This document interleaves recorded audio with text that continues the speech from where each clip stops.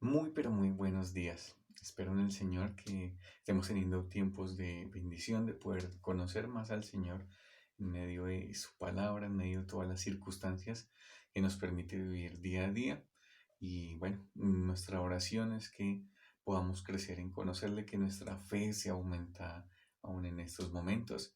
Y permítame elevar una oración al Padre antes de entrar en la palabra y poder tener nuestro tiempo devocional.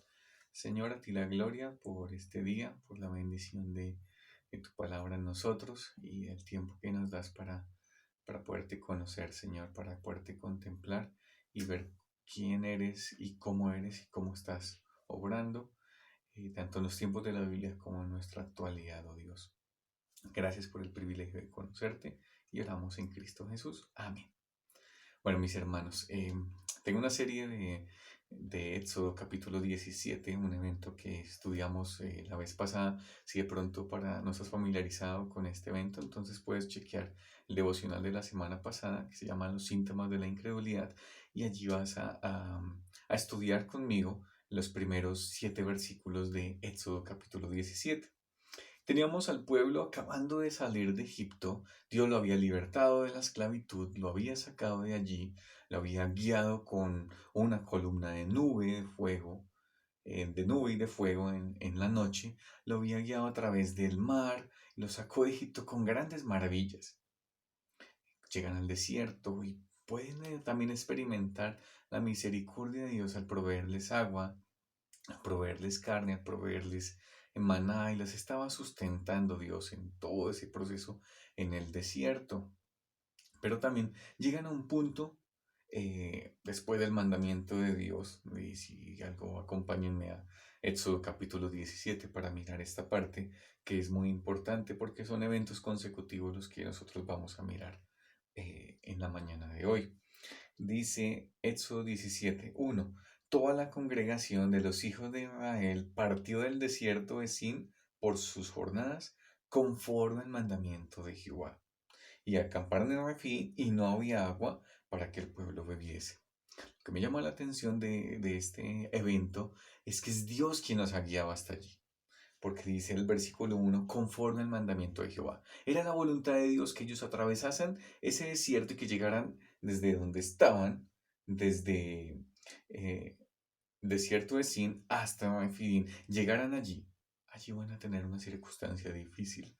Y el panorama que se nos presentaba y que vimos la vez pasada era, no había agua. No había agua para tomar, no había agua para que ellos se pudieran hidratar de muy seguramente el calor que tenían. ¿Y qué empieza a hacer el pueblo? Empieza a dudar de Dios, empieza a dudar de la fidelidad de Dios y empieza a orar en incredulidad. Y vimos esas cosas la vez pasada, no las voy a retomar todas, pero sabemos que se quejaron, que murmuraron contra Moisés, que pelearon, casi que altercaron con el mismo Moisés. Todo esto, el panorama lo tenemos y al final del versículo 7 del mismo capítulo 17 termina toda esa expresión que habla de que es la provocación, de que es esa prueba que se enmarca allí en este pasaje, y todo esto con una pregunta que el pueblo se hizo en su corazón y que llega un momento en que se la expresa también a Moisés. Dice el versículo 7, después de todo este evento en que Dios finalmente les provee agua a través de una peña, la peña de Oreb. Y dice el versículo 7, y llamó el nombre de aquel lugar Masad y Meriba, por la mancilla de los hijos de Israel, por la pelea que tuvieron allí. Dice, y porque tentaron a Jehová diciendo. Se habló mucho de tentar a Jehová en este pasaje, en el versículo 2, como también aquí en el versículo 7. ¿Qué fue la tentación que ellos le hicieron a Jehová? ¿Cuál fue su incredulidad? Y una pregunta que ellos hacen, ¿está pues Jehová entre nosotros o no? ¿Está pues Jehová entre nosotros o no? Y es una pregunta que muy seguramente también nosotros hemos formulado a Dios. Hemos pasado circunstancias difíciles, pruebas duras, y preguntamos lo mismo a Dios. Preguntamos lo mismo a nuestros hermanos. ¿Será que es que está Dios en medio de esta circunstancia? Muy seguramente la muerte de un familiar, la pérdida de bienes materiales, persecución, oposición, todas las cosas que tú pudieras imaginarte, Y podemos hacer esa misma pregunta. ¿Será que es que Dios está conmigo en estos momentos? El pueblo se preguntó lo mismo allí en Éxodo capítulo 17. Y lo que nosotros debemos hacer es no preguntar eso, porque sabemos que Dios siempre está ahí, que Dios permite las pruebas y las dificultades para que nuestra fe crezca, para que le podamos conocer y experimentar. Eso es lo que Dios permite. Así que esta pregunta que hace el pueblo realmente es ofensiva, porque estaban diciendo, no, Dios no está en medio de esto, sabiendo que en versículo 1 era la voluntad de Dios y era Dios quien nos había llevado hasta ese lugar. Inmediatamente vemos en el versículo 8 que el escenario cambia y cambia con una palabra que es entonces, lo que nos da a entender que es un evento consecutivo. Inmediatamente pasó esta provisión de agua en medio del desierto, hay otra cosa que va a acontecer después.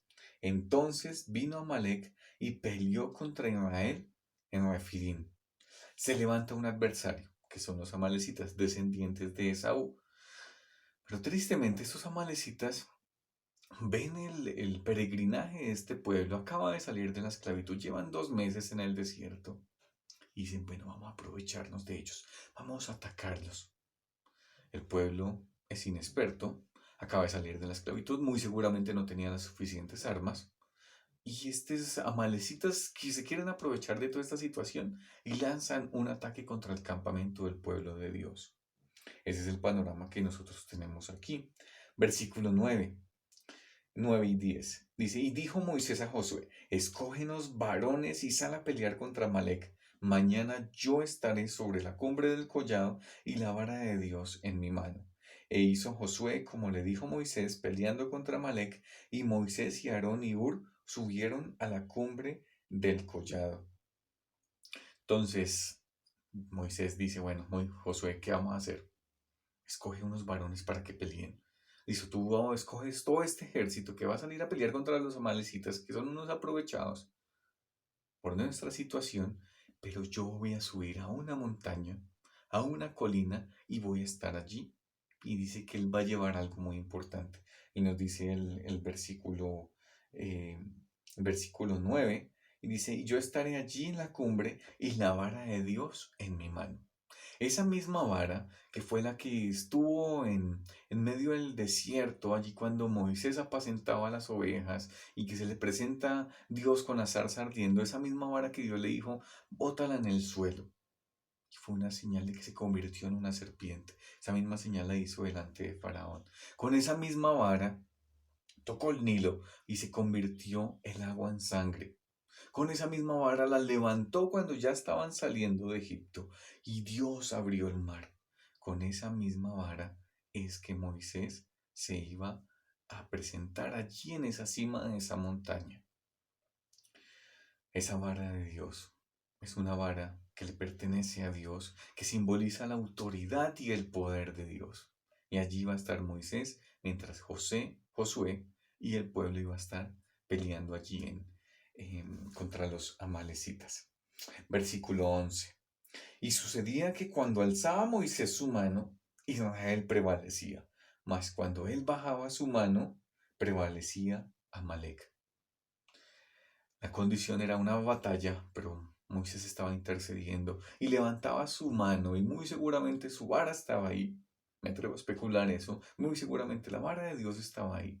Y había una victoria, una prevalencia en la batalla del pueblo hacia los amalecitas. Pero cuando la bajaba, pasaba totalmente lo contrario y el pueblo de Dios venía perdiendo.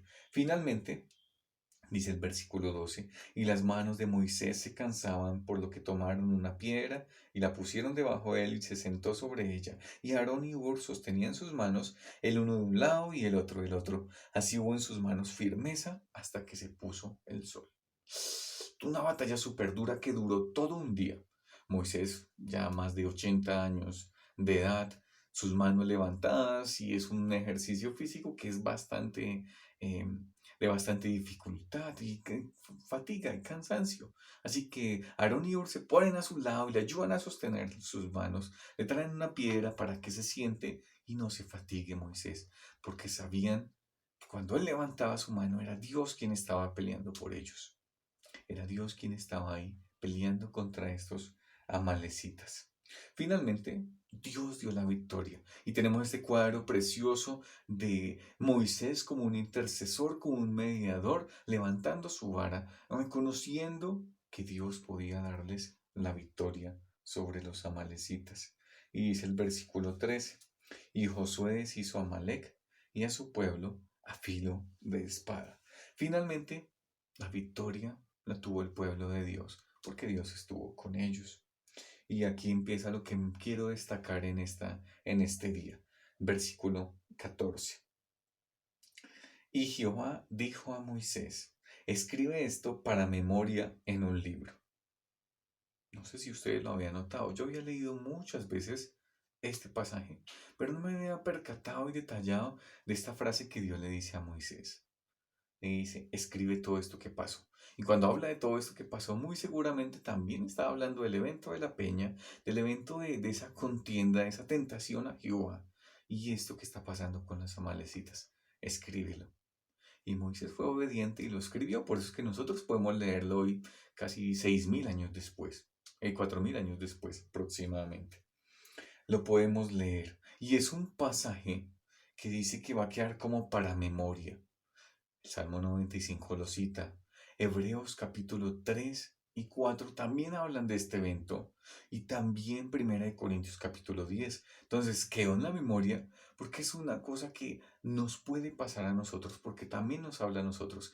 Como dice la palabra ya en Corintios 10, que todas estas cosas se escribieron para ejemplo también, para que nosotros aprendamos de lo que también no debemos hacer. No todas las cosas de ejemplos para seguirlas, sino también para no seguirlas. Y una de esas es lo que hizo el pueblo allí.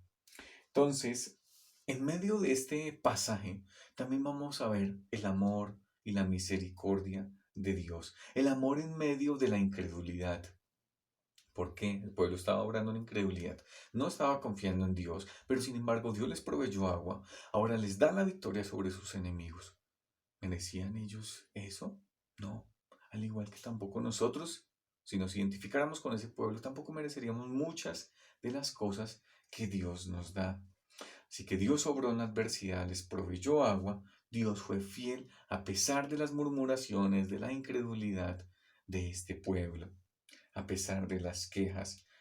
Dios da una promesa y el versículo 14, después de que Dios le dice que escriban todo esto en un libro, y dice, y di a Josué, estoy a la mitad del versículo 14, y di a Josué que raeré del todo la memoria de Amalec de debajo del cielo.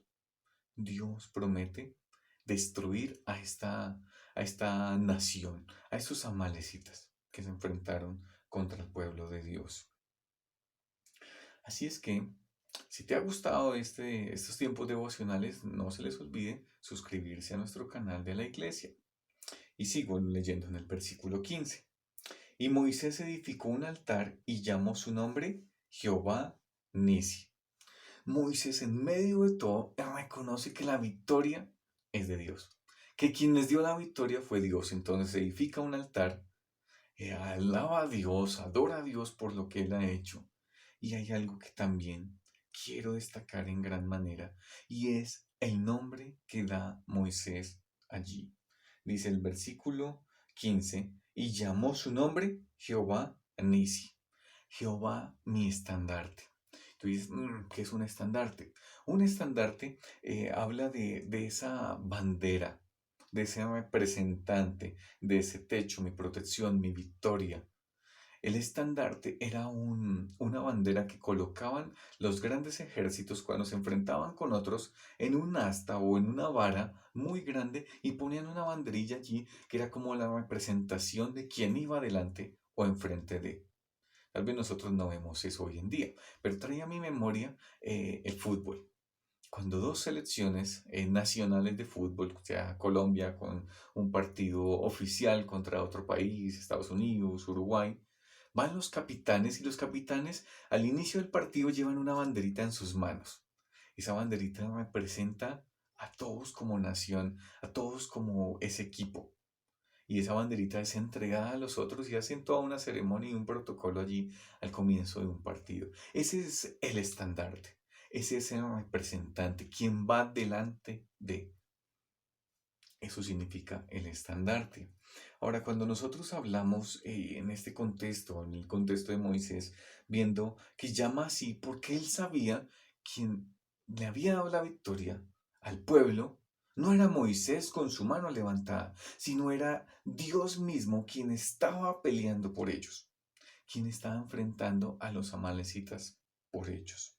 Era Dios quien les estaba guiando en la victoria, quien les estaba dando esa victoria allí sobre sus enemigos.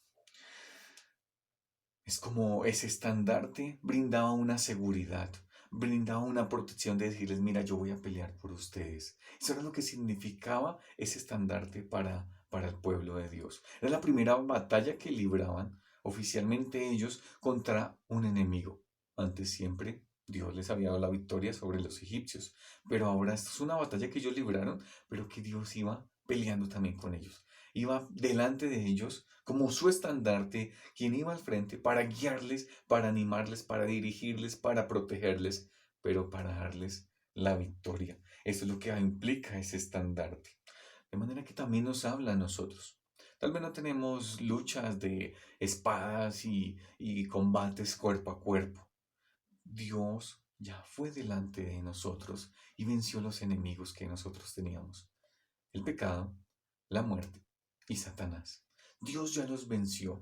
Dios ya nos dio la victoria. Por eso es que si tú has confiado en Cristo como único y suficiente Salvador, ya tienes la victoria sobre el pecado, sobre la muerte y sobre la obra que hace Satanás.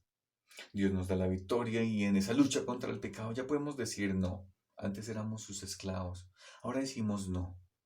En esa lucha contra Satanás sabemos que él ya fue vencido allí en la cruz del Calvario y que tiene una sentencia que Dios ya le ha dictado por la misma palabra.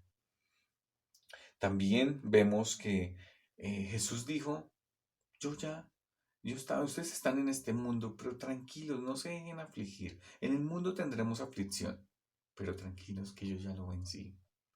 Ya venció el pecado, ya venció a Satanás, ya venció la muerte, porque Cristo, Dios le levantó de los muertos y le resucitó y está sentado a la diestra de Dios, intercediendo por nosotros. Dios es nuestro estandarte también. Venció, se puso delante, nos brinda protección, nos brinda su guía, nos brinda su cobertura y nos da la victoria sobre nuestros enemigos. Tal vez en nuestra vida enfrentamos oposición, enfrentamos burla, enfrentamos menosprecio.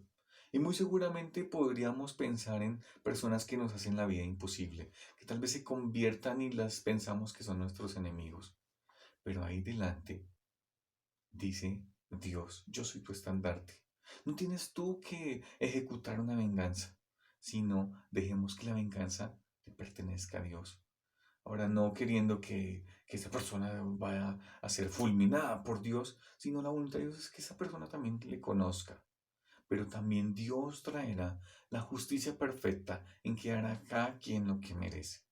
Nosotros debemos descansar en que la venganza no es mía, sino la venganza es del Señor. Ese estandarte ya nos ha dado la victoria, ya podemos descansar en Él por su obra allí en la cruz, por su obra que hizo frente a Satanás, frente al pecado, frente a la muerte. Tenemos ese estandarte que nos da una protección, que nos da una seguridad, que nos guía, que nos dirija a nuestro diario caminar, quien le dio la victoria al pueblo frente a los amalecitas, pero que también nos dio la victoria a nosotros sobre los enemigos que teníamos. Ese es Dios. Es un Dios que es fiel, que en medio de la incredulidad, cuando el pueblo no merecía absolutamente nada, Dios fue fiel. Mostró su amor al proveerles agua, mostró su amor al vencer sus enemigos. No merecían nada ellos, porque estaban obrando en incredulidad. Y aun cuando nosotros también obramos en incredulidad, vamos a ver la fidelidad y el amor de Dios obrando también en nuestras vidas. A Dios, a ti damos la gloria y las gracias por este tiempo que hemos podido conocer tu amor para con tu pueblo en medio de la adversidad, en medio de la incredulidad, pero también aún en nosotros, cuando muchas ocasiones también obramos de la misma manera o lo pensamos de la misma manera y no te vemos a ti en las circunstancias. Ayúdanos, oh Dios, a vivir conforme a tu palabra y vivir en obediencia a ti. Oramos en Cristo Jesús. Amén. Mis hermanos, Dios les continúe bendiciendo. Si de pronto ustedes quieren que charlemos acerca de un tiempo devocional en específico, un tema en específico, no duden en dejarlo ahí en la caja de comentarios. No en el chat de estreno, sino en los comentarios de este video. Si quieren estudiar un tema en específico, quieren un personaje bíblico en específico, no duden en comentarlo para tener algo que también pueda ser de bendición para ustedes, como sé que es toda la palabra de Dios. Hasta la próxima, hermanos. Dios les continúe bendiciendo. Un abrazo